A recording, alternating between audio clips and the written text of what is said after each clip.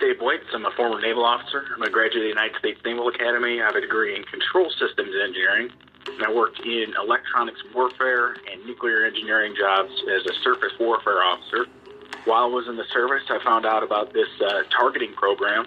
This is psychological warfare. This is a profession, just like there are Navy ships that do, surface warfare, submarine warfare, anti-air warfare. We've got people that, in the infantry and the Army, they do that sort of work, and we've got, an Air Force that does strategic bombers. Those are the things that you kind of see on the news. This program deals with mind control and human-machine interface weapons. They did so much work back in the 50s and 60s that dealt with the human body and how does the auditory information, visual information, tactile information, how is that represented in the body, and how can we manipulate, read that information? Well, we've gotten to the point with the modern computing that we're able to accurately depict the body's all the senses of the body. So the personality overlays, that's basically a recording. You're recording a person that's in a specific emotional state. So say rage, or even something as simple as stubbed your toe, or morning sickness, or you've got a cold. You can take that raw sensory information and then process it into a way that it generally fits into any bioelectrical system. And so you provide a bioelectrical input to the body, and then that person will experience that physical sensation that has been recorded previously. We have, like in the movie industry, they have what they call a Foley artist, and they have just libraries of all the different sounds that you could possibly want to use in a movie, or say like stock video footage. Something that's in a library of information that can be used. Well, this program uses the same sort of library. It's a pre-planned, existing library of information that can be played onto a person's bioelectrical system. And V2K is kind of a colloquialism for technologies that can provide auditory input into the body. Nowadays it's crystal clear interface with the human bioelectrical system, so it's not quite necessarily just a hit. It's more complex. You can get all of the whatever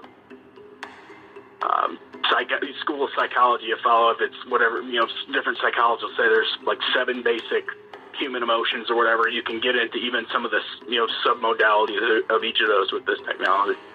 But separately, the synthetic telepathy, that is the more advanced human-machine interface system that completely interfaces with the body's bioelectrical system. So not only can you get auditory information from that system, you can get gustatory, smell, and taste, as well as full-on tactile. Every square inch of your body can be, they can, in the centers which perceive that information in the brain, are stimulated, and you can create any, like we said before, it's a recording or live information of any sort of touch that you can imagine.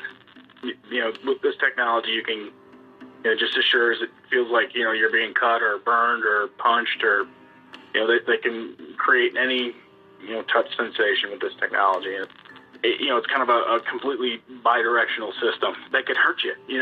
They can hurt you while they talk to you and hurt you at the same time. So it's full-on torture with this system. So when you're talking about creating kind of like a conflict within the person, that's like some of the, if you start any process, it starts out people doing it by hand, and then eventually they automate it. So a lot of this is done with algorithms. So, a lot of the, in the past, say in the, whatever it was, 60s, 70s, 80s, where they would have to do this type of COINTEL type of attack, it might be labor intensive. You might have to hire, 30 guys or 40 guys to pull one of these programs off. So at some point, they wanted to automate it and go, repurpose their operatives for other assignments. And so what they came up with was what they call a psychotronic mind virus. That's kind of passé term or outdated. but it's just the idea that you automate this psychological warfare process. So you have a system that is able to interface with the body and provide the sensation of touch. And for a lot of targets, what they'll do is they'll split the body in half and make all the touches on the, say, one side of the body, they'll condition it to like no, or they'll condition the right side of the body to yes. And between just with those two words, being able to communicate no and yes, you can cause a lot of inner turmoil just by being contradictory with the person. So I guess the best way to explain it is they used to have these games, were question and answer games that you would play with a computer. I think it was back in the 80s or something like that. And it was the forerunners of like artificial intelligence. And just by playing a yes/no game, you can cause a lot of strife with the person, contradicting them, and then anything that would build confidence, you try to negate that, and then anything that would cause them to be upset, you reinforce that.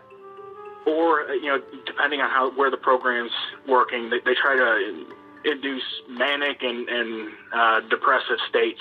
One of the key one of the key elements to any psych warfare program like this is sleep deprivation. So when you're in a vulnerable state, it's just one of those things that they'll amp up. And two, from my experience, it seems like if you're concentrating on something and you're intent, if you're doing work that involves a lot of physical movement or concentration, it seems to be more of your focus is taken away, and I think it's a matter of focus. So when you're lying down to sleep, you're less focused, and then it's just a situation where when you're in a different state of mind like that, less focused, the system is able to have a larger input, and so that it kind of goes to work on you in that sense.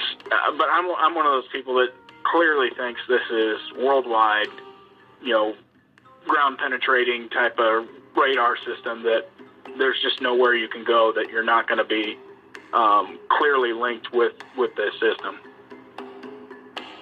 And I think something that might be insightful for people who don't know this already and maybe have a hard time understanding, that it can affect everyone around you too. That they can they can do little tricky things with the people around. Yeah, that's the unfortunate reality that you have to explain this to the public. We're so lucky with the Snowden movie that they demonstrated kind of the 3-hop system. So you think in that movie they show graphical user interface. Think of it like a web browser, like the tabbed browsing they now have, where you can have 1, 2, and 3 tabs. Imagine the first tab is what they call the first hop. So say an average person has 40 contacts, in their social network, on their Facebook page, or among their friends and family. That's their normal social network. Well, then each of those 40 has 40 again, and that would be the second hop. So that second tab would have 40 times 40. And then the third tab, of each of those, however many of those contacts work out to, and they say, okay, for one target, if you monitor one person, now you are allowing yourself to gather all the phone data from I think they said 1.5 or 2.5 million people just by monitoring one person. And so it seems like there's a similar situation here. If they take, say, whatever it is, 10,000, 20,000 targets, and they're putting those targets on this system, if they go 3 hops out, they kind of give themselves permission to really put everyone on it. And it's such a stretch for people to understand that it's not just TIs.